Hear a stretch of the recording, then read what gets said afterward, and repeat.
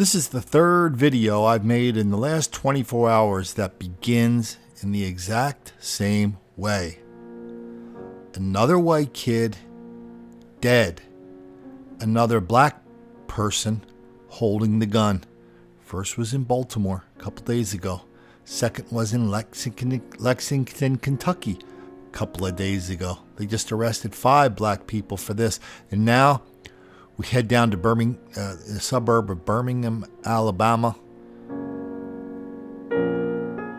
Kid, 21-year-old kid, dead at the hands of a black person with a gun.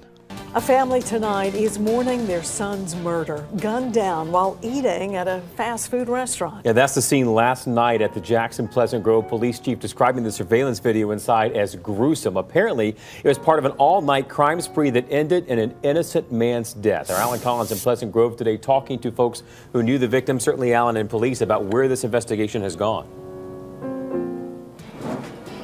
Well, Jonathan, we are here at that Jackson Pleasant Grove. This is a popular location. A lot of folks go by here to grab a quick meal. They come here and expect to get that quick meal. They don't think their lives is going to be threatened, and they certainly don't think there's any chance that they could die. Unfortunately, that's just what happened.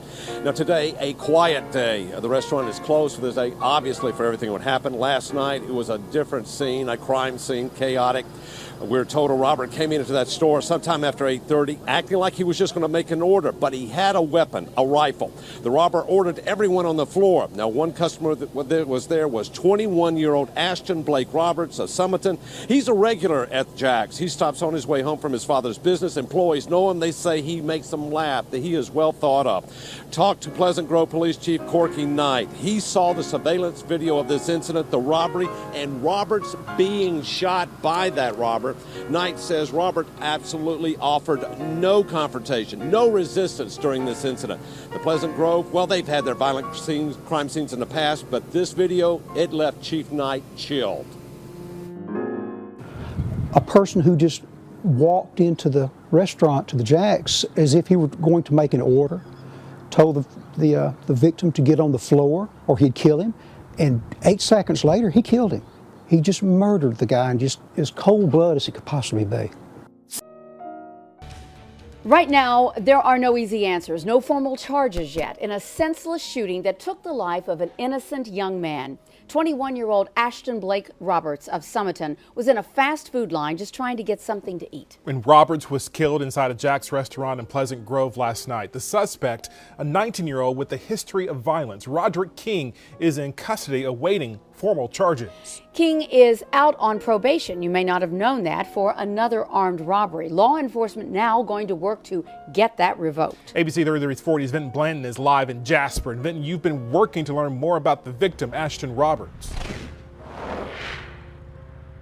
Yeah, that's right. And one of Ashton Blake Roberts' uncles told me his nephew worked hard yesterday. He was hungry after working a longer shift, so he went to pick up a few burgers at the Jack's restaurant. Well, he never made it home with that food. Ashton Blake Roberts couldn't wait to turn 21, but not for the reasons you might think. He'd come in about 4 times to put in an application before he was 21, and our insurance won't let us put anybody on till they're 21. Tommy Moyer, a service manager with the Dodge and Ford dealerships in Jasper, eventually hired Roberts as a technician. The young man was on the job just 2 weeks. He'd do anything you ask him to do.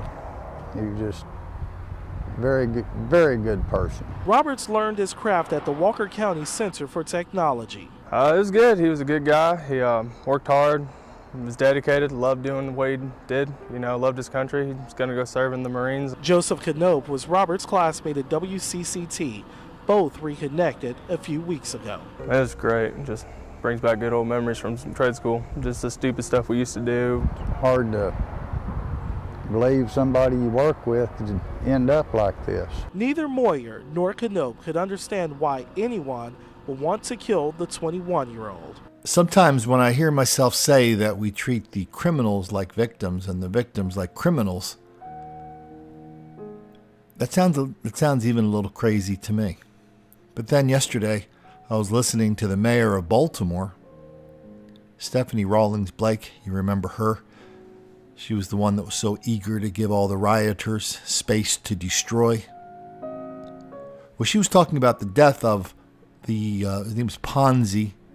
He was the waiter, the 20-something waiter at the James Joyce pub in Baltimore, riding his bike through a black neighborhood, and he was killed as he stopped in that neighborhood.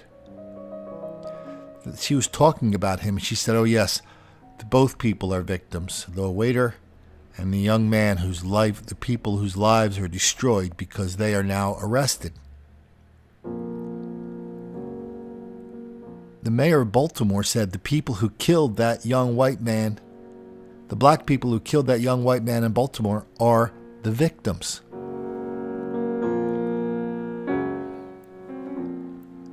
And they take it to the nth degree, which is when a black person kills a white person in this kind of crime, it's always because they were driven to it by some kind of act of institutional racism, which has permanently put them at a disadvantage, created all this anger and hostility and ultimately violence. Simple as that. ABCQED. So if you want to know why something like this happened, you don't get a rational answer. The only answer you get is this. There are some crazy people out there saying crazy things about black on white violence all over the country.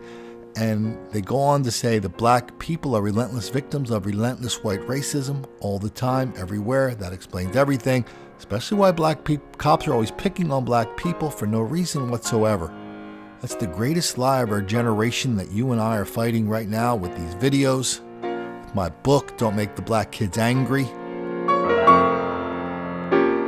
And you're going to fight that lie by sharing these videos, liking them, putting them on your Facebook, telling your friends about them, reading Don't Make the Black Kids Angry, and giving a copy to people you know, because some people need to see it. This is Colin Flaherty reminding you, if you're down in Birmingham, Alabama, you want to go into what they used to call Jack in the Box to grab a burger or a taco. Just remember one thing. Don't make the black kids angry.